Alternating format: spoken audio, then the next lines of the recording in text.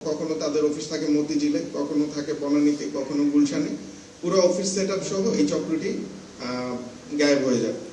তো মিন টাইমে টাকাটা ভুক্তভোগী যারা আছেন তারা কিভাবে কনফার্ম করেন, তাদেরকে একটি অনলাইনের অ্যাপ দেওয়া হয় যেখানে তারা চেক করতে পারে যে তার ভিসাটি হয়েছে কিনা। এবং এই অ্যাপের মাধ্যমে তারা যখন ম্যাক্সিমাম ভুক্তভোগী যারা আছেন তারা আসলে ওই অ্যাপের মাধ্যমে চেক করার পরে দেখতে পান যে তাদের ভিসা ওকে, তো তখন তারা ফুল পেমেন্টই করে দেন এবং পরবর্তীতে আর টিকিট এবং এই ভিসা দিয়ে তারা কখনোই এয়ারপোর্ট পর্যন্ত যেতে পারেন না, বিকজ তাদেরকে বিভিন্ন টাল বাহানায় আজকে না কালকে, কালকে না পরশু এভাবে হয়রানি করা হয়। এবং এই হয়রানির এক পর্যায়ে আমাদের আজকে যারা ভুক্তভোগী তারা অস্ট্রেলিয়ান হাই কমিশনে যোগাযোগ করেন যে তাদের ভিসাটি সঠিক কিনা। পরবর্তীতে হাই কমিশন থেকে জানানো হয় যে এই ধরনের ক্যাটাগরির কোনো ভিসাই বাংলাদেশের জন্য ইস্যু করা হয় না। তো এই ভুক্তভোগী চক্রের যখন আমাদের নিকট অভিযোগ নিয়ে আসে এবং পরবর্তীতে থানায় মামলা দায়ের করে, তাদের মামলা দায়েরের ভিত্তিতে আমরা অভিযুক্ত 4 জনকে গ্রেফতার করতে সক্ষম হই। এর মধ্যে টিভিআই ট্রাভেলস গ্রুপের চেয়ারম্যান তারেকুল ইসলাম, ম্যানেজার মাইনুদ্দিন এবং তাদের সহযোগী নেওয়াজ এবং আবু হাসান। আমরা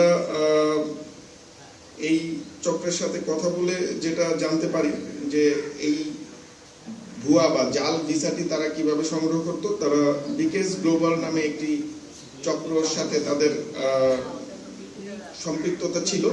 বেসিক্যালি বিকেএস গ্লোবালই তাদেরকে এই ভুয়া ভিসাটা বানিয়ে সরবরাহ করত, যার মাধ্যমে তারা ক্লায়েন্টদেরকে আকর্ষণীয় অফারের মাধ্যমে যে অস্ট্রেলিয়াতে ফুড প্যাকেজিং এর চাকরি অথবা কৃষি কাজের চাকরি, এই ধরনের চাকরিতে মাসে 4 থেকে 5 লক্ষ টাকা বেতন পাবে। সো এইখানে যদি সে 20 লক্ষ টাকা ইনভেস্ট করে বেসিক্যালি 5 মাসেই তার এই টাকাটা ফেরত আসবে।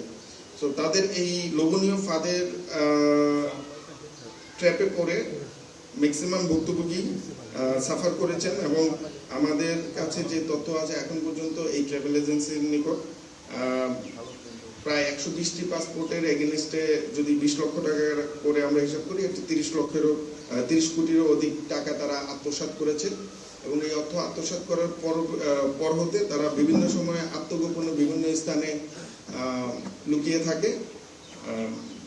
আমরা যখন এই তথ্যগুলো জানতে পারি আমরা ছায়া তদন্ত শুরু করি এবং তারই ভিত্তিতে আমরা গতকাল রাতে 3 জনকে কাওলা হতে এবং 1 জন আসামিকে যাত্রাবাড়ি হতে গ্রেফতার করি।